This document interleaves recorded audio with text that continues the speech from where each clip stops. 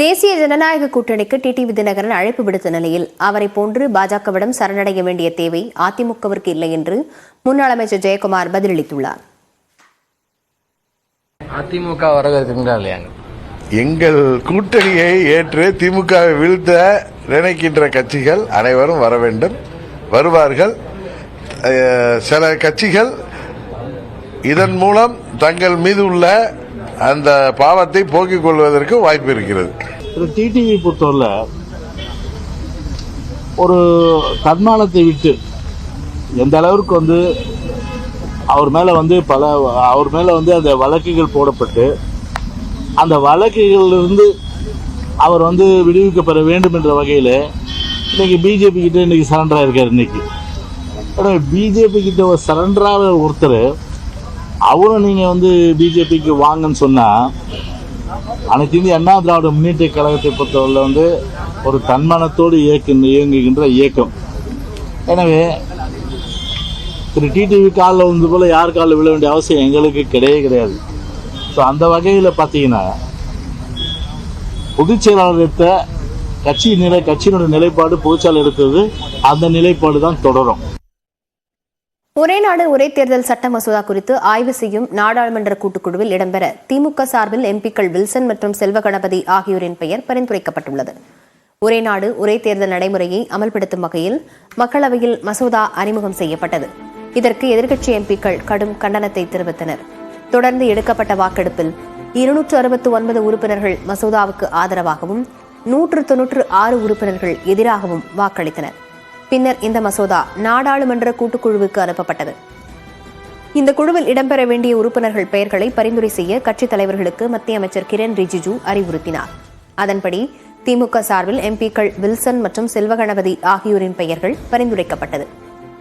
திரிணாமுல் காங்கிரஸ் கட்சியின் சார்பில் எம்பிக்கள் கல்யாண் பானர்ஜி மற்றும் சாகேத் கோகலே பெயர் நாடாளுமன்ற கூட்டுக்குழுவில் இடம்பெற பரிந்துரைக்கப்பட்டுள்ளது. 31 உறுப்பினர்கள் கொண்ட அந்த குழு 90 நாட்களுக்கு மசோதா குறித்து ஆய்வு செய்து அறிக்கை தாக்கல் செய்ய உள்ளது. தேவைப்பட்டால் அந்த கமிட்டி கால அவகாசம் கோரும் என்றும் எதிர்பார்க்கப்படுகிறது. காங்கிரஸ் சார்பில் பிரியங்கா காந்தி, மனிஷ் திவாரி, சுக்தேயோ பகத் மற்றும் ரந்தீப் சுர்ஜேவாலா ஆகியோரை நாடாளுமன்ற கூட்டுக்குழுவுக்கு அக்கட்சி பரிந்துரைத்துள்ளது. முதன்முறையாக தேர்தலில் போட்டியிட்டு வெற்றி பெற்ற பிரியங்கா காந்தி மிக முக்கியமான மசோதா தொடர்பாக ஆய்வு செய்ய உள்ள நாடாளுமன்ற கூட்டுக்குழுவில் இடம்பெற பரிந்துரைக்கப்பட்டிருப்பது குறிப்பிடத்தக்கது. தூத்துக்குடி மாவட்டம் ஸ்ரீவைகுண்டத்தில் கடந்த ஆண்டு மழை வெள்ளத்தின் போது சரியான நேரத்தில் விரைவு ரயிலை நிறுத்தி சுமார் 800 பேரை காப்பாற்றிய ரயில் நிலைய பொறுப்பாளருக்கு ரயில்வே வாரியத்தின் உயரிய விருது அறிவிக்கப்பட்டுள்ளது.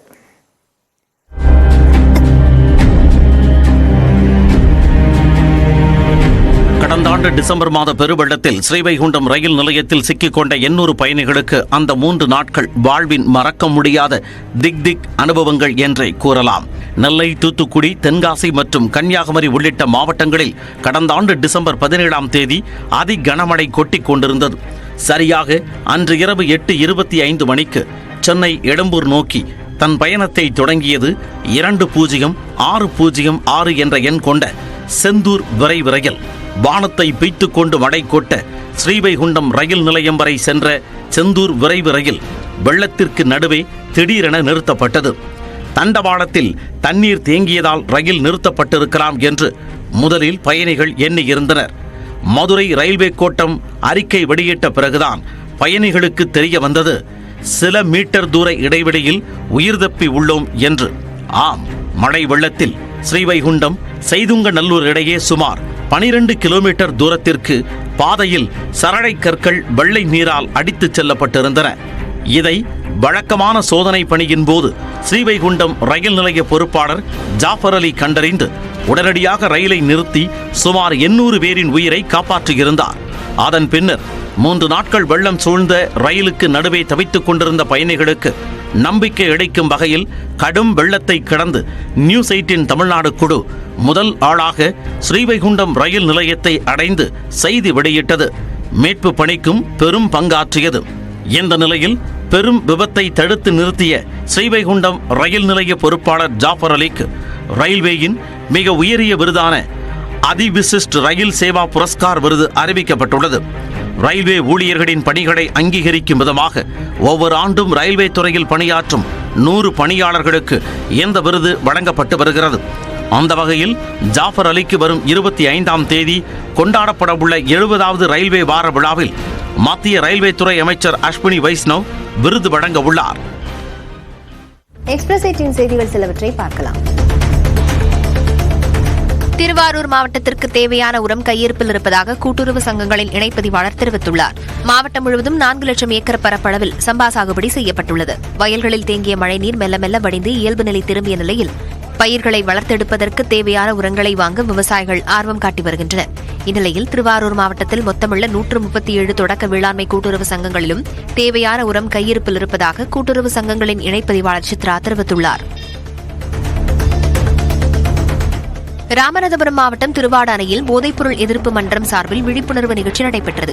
போதைப்பொருளுக்கு எதிரான பதாகைகளை ஏந்தியவாறு கல்லூரி மாணவர்கள் பேரணியில் ஈடுபட்டனர். அழகப்பா பல்கலைக்கழக மாணவர்கள் சார்பில் விழிப்புணர்வு நாடகம் நடைபெற்றது. அரசு கலைக்கல்லூரி முதல்வர் பழனியப்பன், திருவாடானை காவல் ஆய்வாளர் ஜெயபாண்டியன் உள்ளிட்டோர் நிகழ்ச்சியில் பங்கேற்றனர்.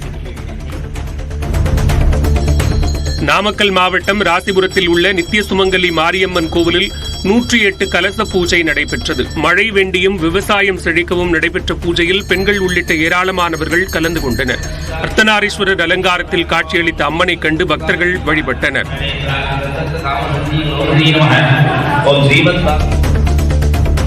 நாமக்கல் மாவட்டம் ராசிபுரம் சுற்றுவட்டாரத்தில் சின்ன வெங்காயத்தை அறுவடை செய்யும் பணிகளில் விவசாயிகள் தீவிரமாக இறங்கியுள்ளனர். ராசிபுரம் வெண்ணந்தூர் உள்ளிட்ட இடங்களில் ஏக்கர் கணக்கில் சின்ன வெங்காயத்தை விவசாயிகள் சாகுபடி செய்தனர். 100 நாட்கள் முடிவடைந்து நல்ல நிலைக்கு வந்ததால் சின்ன வெங்காயத்தை அறுவடை செய்யும் பணியில் விவசாயிகள் ஈடுபட்டுள்ளனர்.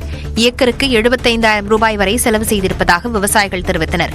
கடந்த ஆண்டைப் போல இந்த ஆண்டும் நல்ல விலை கிடைக்கும் என விவசாயிகள் எதிர்பார்க்கின்றனர். ராமநாதபுரத்தில் கிராமிய அஞ்சல் ஊழியர் சங்கத்தினர் ஆர்ப்பாட்டத்தில் ஈடுபட்டனர். தபால் கோட்ட கண்காணிப்பாளர் அலுவலகம் முன்பாக நடைபெற்ற ஆர்ப்பாட்டத்தில் தங்களது கோரிக்கைகளை வலியுறுத்தி முழக்கங்களை எழுப்பினர். இலக்கு என்ற பெயரில் பணிச்சுமையை அதிகரிக்கும் போக்கை கைவிட வேண்டும், ஜிடிஎஸ் ஊழியர்களுக்கு இலாக்காவால் கொடுக்கப்பட்ட அலைபேசி மூலமே பயிற்சி அளிக்க வேண்டும் உள்ளிட்ட கோரிக்கைகளை வலியுறுத்தினர்.